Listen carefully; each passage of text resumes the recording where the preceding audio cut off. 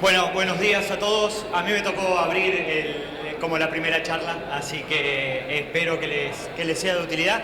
Mi nombre es Sebastián Suil. Yo tengo varios años que vengo trabajando en este tema, pero principalmente vengo trabajando mucho tuve mucho desarrollo de este tipo de productos en la zona norte de Argentina, ¿sí? Yo tenía asiento en Reconquista y trabajaba bastante en Reconquista, Chaco y demás.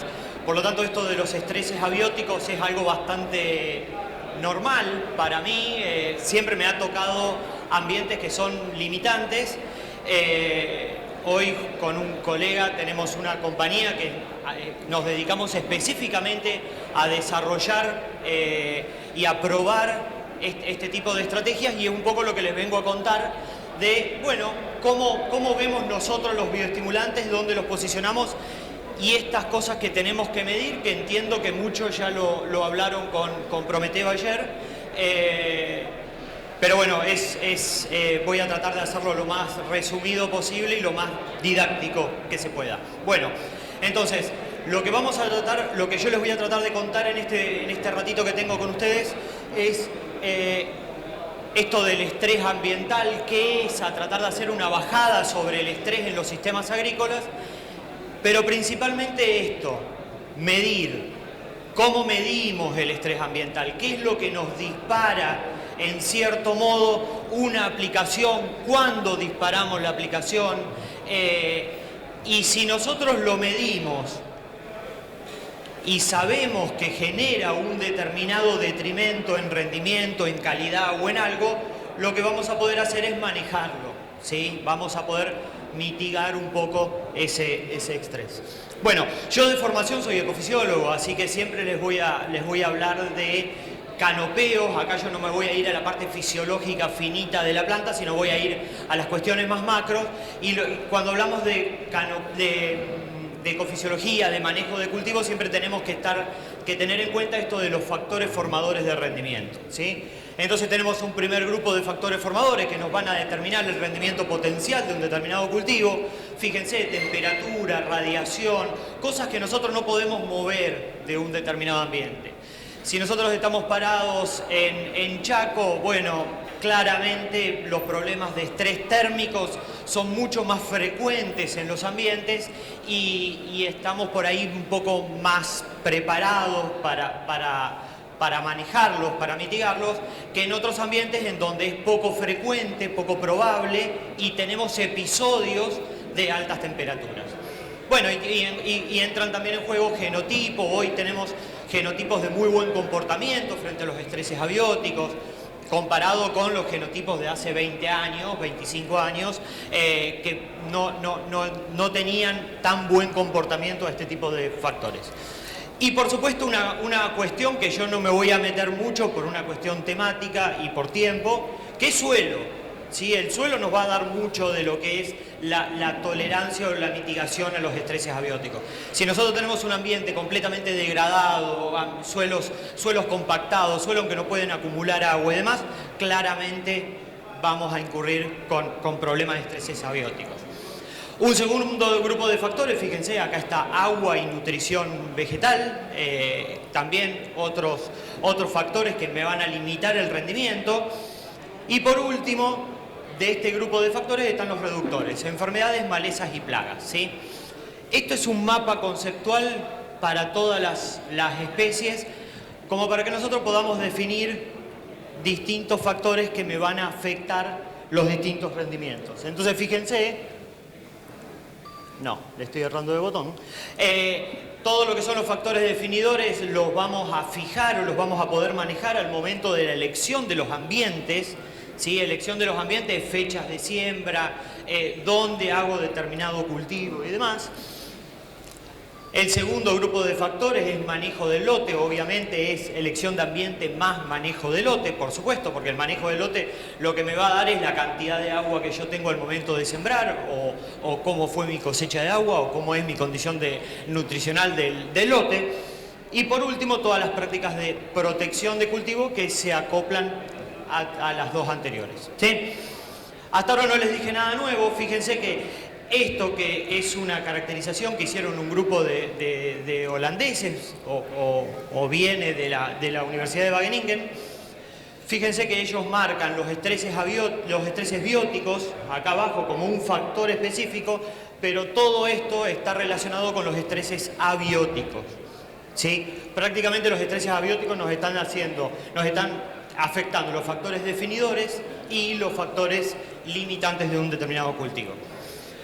Pero bueno, en principio, esto sé que tiene mucha letra y que no pretendo que todos lo leamos y demás, pero ¿qué es el estrés? Porque nosotros hablamos de estrés y demás. ¿Qué es el estrés? Bueno, el estrés es un factor que nos afecta el normal funcionamiento de las plantas. ¿Sí? Cualquier tipo de factor que nos afecte el normal funcionamiento de la planta. Y acá podemos hablar de estrés biótico, puede ser un insecto, puede ser un pulgón, puede ser una enfermedad, puede ser la temperatura, la humedad, que ya lo vamos a ver, el agua y demás. ¿Sí? Pero son todos los factores que a mí me afectan el desarrollo, el crecimiento y desarrollo de un determinado cultivo. Entonces, tenemos dos grupos de factores. ¿Sí? Tenemos los factores bióticos que me generan estrés biótico. Y esto, yo los quiero felicitar a todos, productores y asesores que están acá, porque somos genios controlando todo esto. Yo siempre cuando estoy con productores les digo, en menos de un año, en 6 meses, nos ocurrió el evento de Dálvulus de Chicharrita y se armó un equipo interdisciplinario anual para monitorear la especie, para ver cómo se movía, se hicieron PCRs para saber si esa especie que se lograba capturar tenía o no tenía el virus y demás. Somos muy buenos para controlar esto, ¿sí? Virus, bacterias, nemátodos y demás. Ahora, tenemos un segundo grupo que es el estrés abiótico. ¿Sí? Estamos hablando de todos los factores, y estos son algunos, no están todos. Estamos hablando de bajas temperaturas, altas temperaturas, déficit hídrico, excesos hídricos. Hay una publicación muy nueva del año pasado donde nos marca para soja, para sorgo y para girasol los inconvenientes que tenemos con excesos de agua, radiación, y otras adversidades como puede ser piedra o granizo, viento y demás. Ahora, ¿cuánto perdemos por cada uno de estos factores? Bueno, fíjense, estos son varios papers, varias publicaciones internacionales que estuve haciendo un relevamiento. Por estreses bióticos ronda en el rango del 31 al 42% de pérdidas de rendimiento mundiales solamente por estrés biótico. Ahora, por estrés abióticos estamos en el rango de 51 al 80% de pérdidas de rendimiento. ¿Sí? Entonces estamos perdiendo mucho por factores que no podemos controlar o que no sabemos controlar todavía. Y un poco la charla viene en ronda a este tema. Entonces, ¿qué es lo que pasa si nosotros vemos una plaga? Y esto lo sabemos, una determinada plaga. Esto lo sabemos, lo tenemos muy claro.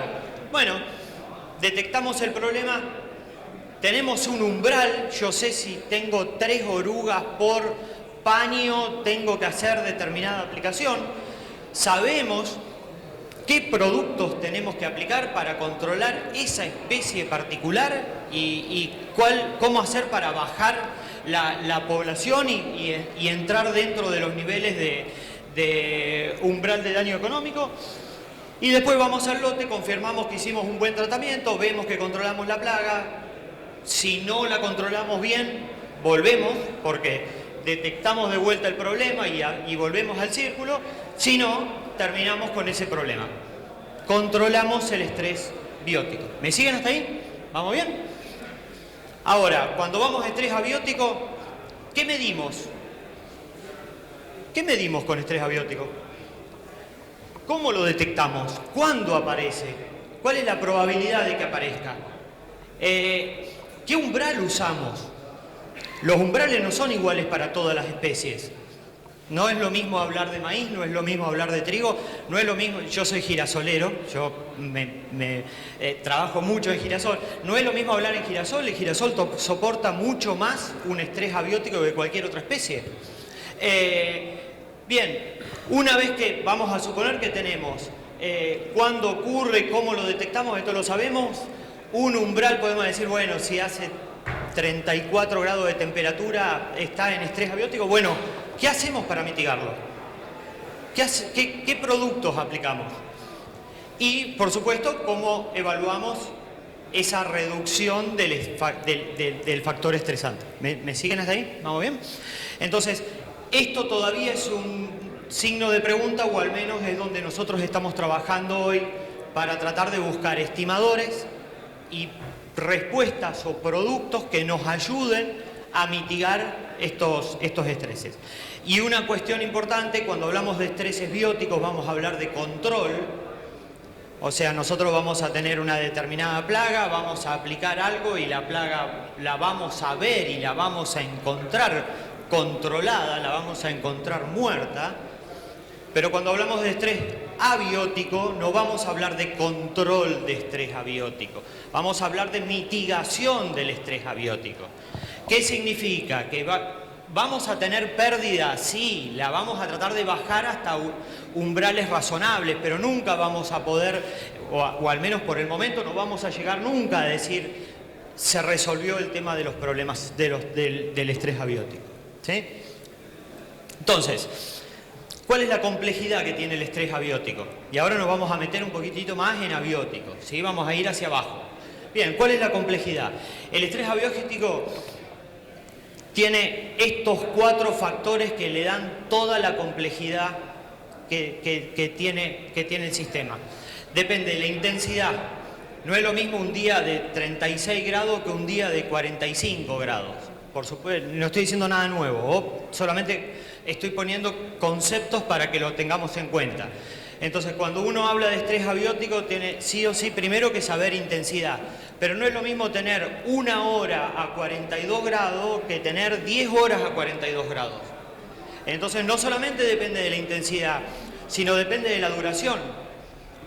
¿Sí? Y no es lo mismo que yo tenga un estrés térmico, poner 45 grados un día, a tener 20 días, 30 días, 50 días, el 50% del ciclo de un cultivo con estrés abiótico. Entonces va a depender también del número de exposiciones. Y también va a depender si viene combinado con otros estreses o no. Es muy poco probable que nosotros en el campo tengamos estrés térmico y no tengamos estrés hídrico. ¿Sí? O puede venir estrés por anegamiento sumado a estrés por radiación, por baja radiación, por día nublado. ¿Sí? Entonces siempre van a venir combinados los estreses. Entienden que es muy difícil lograr encontrar un umbral que uno diga, ok, 3 orugas por planta, 3 días de altas temperaturas por planta, porque depende de un montón de factores. Y esto es pensado solamente desde el punto de vista del estrés. Cuando lo miramos desde el punto de vista de la planta, tenemos otro nivel de complejidad, que es ¿qué estamos mirando?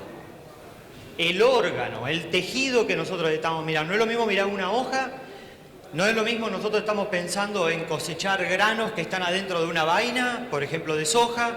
No es lo mismo un girasol que tiene un capítulo terminal, que está completamente expuesto, o el sorgo también, que está completamente expuesto, o un maíz que tiene una espiga en el medio de una planta en donde las condiciones de los intercambios de temperatura son mucho más menores, digamos, de menor intensidad. El segundo es el estado de desarrollo, que ya también lo vamos a ver, y para esto tenemos que irnos a la base de la ecofisiología de cultivo, periodo crítico. Sí o sí tenemos que considerar periodo crítico. Los ciclos de los cultivos son largos y no en todo el ciclo estamos definiendo cosas que sean de importancia para generar rendimiento. Entonces tenemos que tener en cuenta todo este grupo de factores, cómo me afectan según el estado de desarrollo que tenga. Y por supuesto el genotipo. Hay genotipos que son mucho más resistentes o tolerantes a estreses abióticos que otros. ¿Sí? Entonces, esto es lo que le da complejidad. Bien. Nosotros con Germán hicimos hace un año un par de encuestas en este tema y encuestas. Fue muy dirigida, agarramos un grupo de productores, le preguntamos y la mayoría nos dice, bueno, sí, la verdad que yo el estrés abiótico no sé cómo medirlo, yo tengo la planta, bueno, ocurre el estrés abiótico, como no sé cómo medirlo, no sé cuándo ocurre, y casi siempre le pongo un bioestimulante durante algún lado del ciclo y bueno, seguramente va cuando entro por fungicida, cuando entro por insecticida. Y acá voy a ser un poco más informal, perdónenme la informalidad, me decían el chorro de bioestimulante, sin saber qué era, sin saber qué producto, sin saber cómo funcionaba, sin saber cuál era la composición de ese producto. Entonces, bueno, sí, yo lo pongo y perdiste y va a depender un poco de qué momento ocurrió el evento del estrés y demás. Bueno, algunos resultados eran bastante erráticos. Lo que nosotros estamos proponiendo hoy, como estrategia, lo que estamos probando desde el año pasado, es cambiar un poco la cabeza e irnos a esta propuesta metodológica que es lo que yo les voy a comentar hoy. Primero, desarrollamos un modelo de simulación de estreses abióticos, ¿sí? Que se basa en 3 ejes. El primer eje es cómo viene el cultivo. El segundo eje es un pronóstico de cómo va a venir la condición climática. Y el tercer eje es el periodo crítico. Aplicar un bioestimulante antes de que ocurra el estrés. Eso nos va a dar la posibilidad de proteger a la planta. Entonces vamos a estar hablando de los tratamientos preestrés, o lo van a ver como preestrés sería. Después viene el estrés, la planta está protegida, al menos tiene alguna bioestimulación que les da una idea a la planta que se tiene que proteger de ese estrés. Y después pasa el estrés y probamos en algún momento lo que son los postestresantes, que es para recuperar la planta, ¿sí? Eso es todo lo que les voy a ir contando. Pero me interesa esto de decir, bueno, esta propuesta metodológica, ¿qué necesita? ¿Cuál es el primer factor más interesante de esta propuesta? Es saber qué medir. ¿Qué factor mido? Bueno, nosotros, ya les digo, hace 5 años que estamos trabajando con esto, pasamos por varias etapas, tenemos varios indicadores, pero el indicador que más nos está dando resultado es DPV. El DPV, el déficit de presión de vapor, es un valor, es un cálculo que depende de la temperatura y de la humedad, y que no nos dicen ni más ni menos que la capacidad de la planta para transpirar, ¿sí? Es un indicador de estrés abiótico. Altos DPV lo que nos dicen es, che, la planta tiene que gastar más recursos, tiene que transpirar más porque tiene que refrigerar para mantener fotosíntesis. Entonces altos DPV nos van a generar condiciones de estrés. Fíjense, estoy hablando de una publicación de 1983, no hicimos nada nuevo, solamente sacamos la tierra a los libros que estaban de hace 30, 40 años. Fíjense, rendimiento, biomasa, acá tenemos DPV. DPV se asocia directamente con la biomasa, ¿sí? Y este trabajo un poquitito más nuevo de Pablo Abate de Balcarce nos está diciendo exactamente lo mismo. Acá abajo está DPV en función de la eficiencia de uso de agua. Entonces DPV nos va a afectar directamente cuál es la eficiencia de uso de agua, o sea, la generación de biomasa, o sea, la generación de rendimiento, ¿sí? Todo está concatenado. Bueno, nosotros después de muchas pruebas y demás, lo tuvimos y validamos 3 umbrales. Estos umbrales están hechos para soja y están validados y publicados para soja. Estamos hablando de valores óptimos de DPV entre 0,7 y 2, 1,8, 2 hectopascales. Valores altos que nosotros decimos estamos en riesgo, es un valor amarillo, ¿sí? En un semáforo es algo amarillo, entre 2 y 2,5 y muy alto, más de 2,5. Entonces cuando estaba armando esta presentación yo decía, che, pero yo les tengo que decir que este es un valor nuevo, que está bueno que lo empecemos a medir, pero este problema del DPV, ¿inicia ahora o hace mucho y no lo estamos viendo? Entonces, perdonen por la gráfica, es muy desordenada, pero acá tenemos los valores de DPV en función de los años desde 1970, ¿sí? Esto es DPV diario, todos los días de 1970 hasta ahora, todos hechos como una línea y demás, base de datos del INTA Rafaela, ¿sí? Fíjense que no es algo nuevo. En la década del 60 tuvimos picos, en la década del 90 tuvimos picos. Lo que sí se puede ver que en los últimos 10 años la cantidad de picos es mayor, la frecuencia es mayor, tenemos más cantidad de estos piquitos acá arriba. Y obviamente pasamos a tener los picos más altos, más nuevos, digamos, más en los últimos años. ¿Me siguen con eso? Entonces DPB es un valor muy interesante para empezar a medirlo y a tenerlo en cuenta. Bien, ¿por qué es tan importante DPB? Porque el DPB afecta la eficiencia de uso de agua de las plantas. Ahora, ¿para qué sirve el agua en las plantas? Bueno, esta es una publicación muy interesante que es el rol del agua en las plantas. ¿Para qué sirve el agua? Y acá yo podría hacerle la pregunta a todo, ¿para qué sirve? Me van a decir refrigerar, fotosíntesis, transporte de nutrientes, está todo bárbaro eso, pero fíjense, más del 90% del agua se usa solamente para refrigerar el cultivo. ¿Sí? La transpiración lo que nos permite es abrir estomas, intercambiar agua y dióxido de carbono, pero lo más importante es que más del 90% del agua que consume una planta la usa para refrigerar el cultivo. Entonces, ¿para qué refrigera o cuál es la función de refrigerar las hojas? Mantener fotosíntesis. Fíjense, esto es un aparato nuevo que estamos teniendo, es una cámara termográfica de mano, es muy interesante. Esto, fíjense acá la fecha, fue 24 de febrero, el lunes martes, 24 de febrero, hace 2 días, y esto es control sin aplicar bioestimulantes y 2 productos bioestimulantes.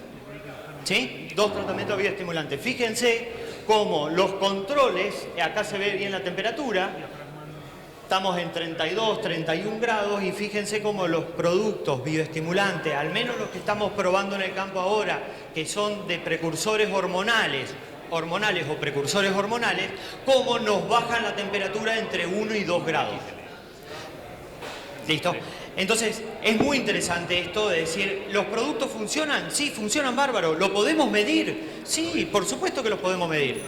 Voy a ir un poquito más rápido.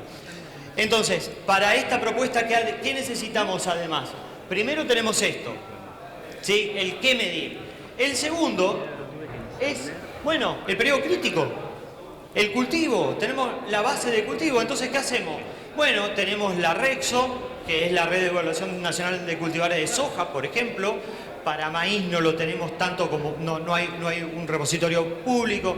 Para girasol están los datos, pero no están hechos programas. Tenemos cronosoja. Hay varios simuladores que nos dicen cuándo inicia el periodo crítico de cultivo, al menos de soja. Entonces, si la propuesta metodológica necesita un simulador de cultivo y un indicador o un estimador climático, las dos cosas están hechas para soja. ¿Sí? Bien, vamos. Pablo, cuando me invita a esta jornada me dice, che, muestra algo de cómo funciona. ¿Tenés respuesta con los bioestimulantes? Bueno, yo les dije, bueno, mira, Pablo, los bioestimulantes que yo pruebo son de base hormonal o precursores hormonales, ¿sí? En ese rango son las bases de datos que tengo. Fíjense, bioestimulantes en trigo, después volvemos al prepost. Bioestimulantes en trigo, ¿responden? ¿Funcionan? Perfecto. Miren lo que es trigo, esto es una base de datos de 3 años. ¿Funcionan? Perfecto.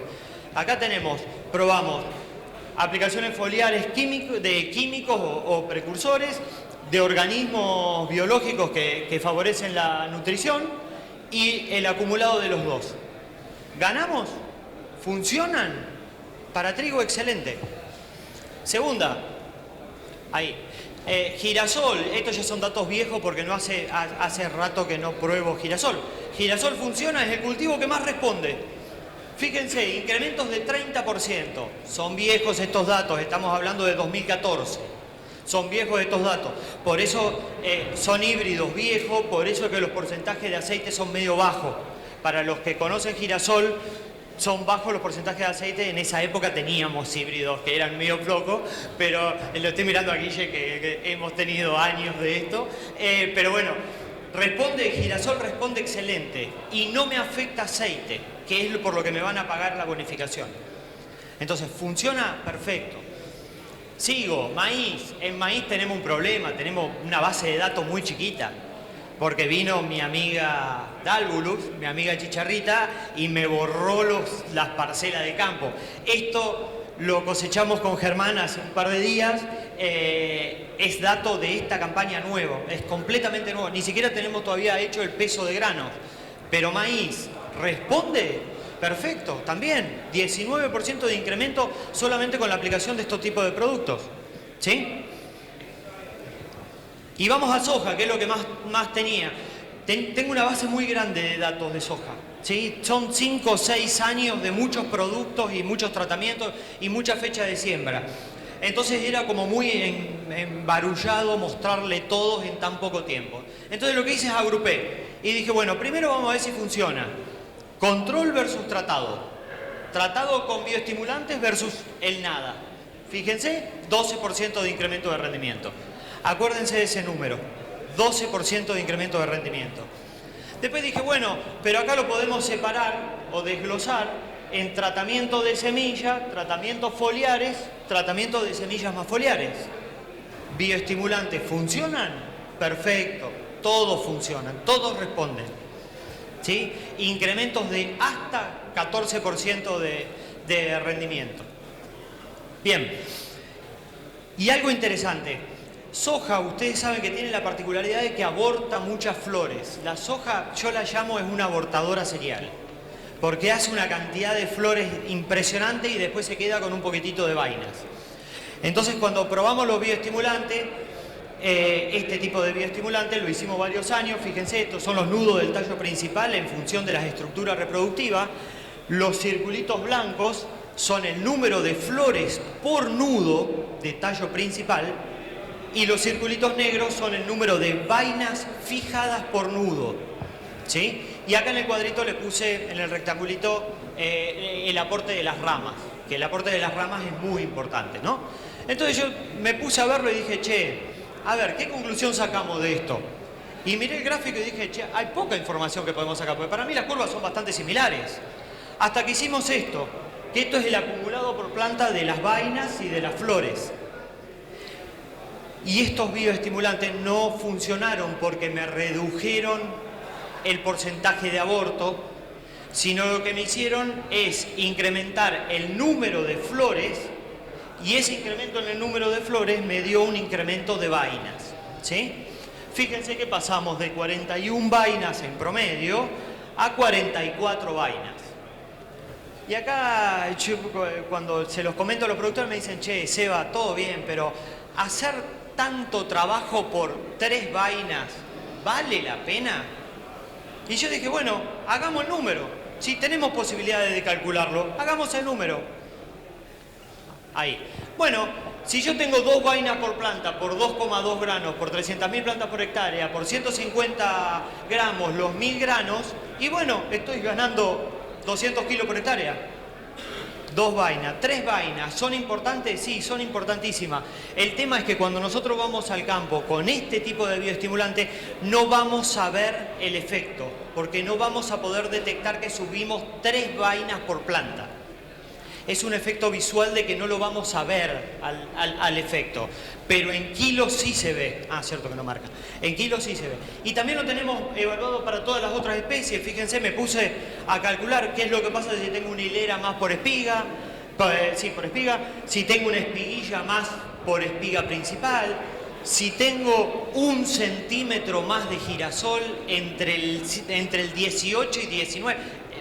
Girasol es un poquito más complejo en este caso, pero fíjense que en todos uno parece que es poco y son números que no los vamos a ver. Una hilera por espiga de maíz no la vamos a ver, pero realmente nos tira aquí. En la última slide le quiero mostrar esto de qué es lo que pasa con el pre y post. No tenemos tantos años, este año están todos los datos en el campo, está todavía la planta creciendo, solamente tenemos una campaña, pero fíjese, usamos esto, dijimos, bueno, ¿tenemos un pronosticador? Sí, tenemos un pronosticador, esto es la campaña pasada. Sí, lo cortamos. Acá, nosotros llegamos a R3, inicio de periodo crítico. En este momento nos dijo el pronosticador, che, de acá a 5 días vas a tener un pico de DPB. Acá hacemos el tratamiento pre-estrés. 1, 2, 3. 3 días antes me logró predecir el evento de estrés.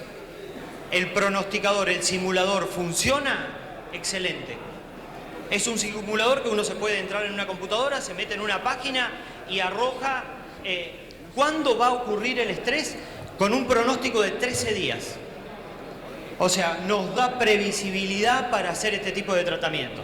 Después probamos el post. Una vez que terminó el estrés, aplicamos el desestresante. ¿Se acuerdan cuál era el efecto de los bioestimulantes en soja? 12%, entre 12 y 14%. Fíjense, aplicándolo preestrés, logramos 16% de incremento en el rendimiento. Significativo. ¿Me conviene aplicarlo por fenología fija o me conviene aplicarlo previo al estrés, a los productos, a esta gama de productos, para tratar de prevenir o darle una señal a la planta que se tiene que proteger al estrés? Y tenemos que ir a este tipo de sistemas. Bioestimulantes funcionan, los tratamientos de semillas son buenos, los tratamientos a fenología fija son buenos porque nos dan respuesta, pero esto es mejor. Y por supuesto necesitamos probarlo esto, que lo tenemos en el campo, probarlo esto con las otras especies. Lo estamos probando en maíz, lo estamos probando en girasol, lo hemos probado en trigo también. Y por supuesto necesitamos incrementar el N, ¿no? Por supuesto, esto es un año, necesitamos meterle más datos a esto. Y es actualmente en lo que estamos trabajando. Bueno, nada, como para no extenderme más, me pasé bastante, perdón. Nada, solamente les digo, ojo con los estreses ambientales, porque la frecuencia y la intensidad están siendo cada vez más importantes, más severos.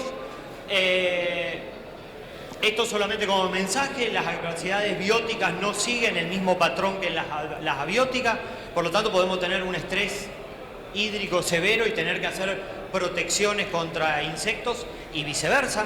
Podemos no tener insectos y tener que aplicar bioestimulante, así que la aplicación de bioestimulante hay que empezar a pensarla como una aplicación más a los cultivos. Tenemos mucho para trabajar en esto, ¿no? Para todos los chicos nuevos, para toda la juventud, todos los estudiantes, hay muchísimo para explorar en este tema, realmente nos queda mucho. Y el mensaje final que yo siempre les trato de reforzar es: entramos un montón de veces a los lotes para hacer controles de problemas bióticos, para controlar bichos, malezas, lo que fuere, pero ninguna vez entramos solamente para mitigar un estrés ambiental. Hoy sabemos cómo medirlo, sabemos cuándo ocurre y sabemos que los productos funcionan. Entonces empecemos a pensar de que tenemos que entrar a los lotes específicamente para el control de estreses ambientales. No control, perdón, la mitigación de estreses ambientales. ¿Viste qué pasa? La mitigación de estreses ambientales. Gente, bueno, muchas gracias, eso es todo. Fuerte el aplauso para el ingeniero Sebastián Subil.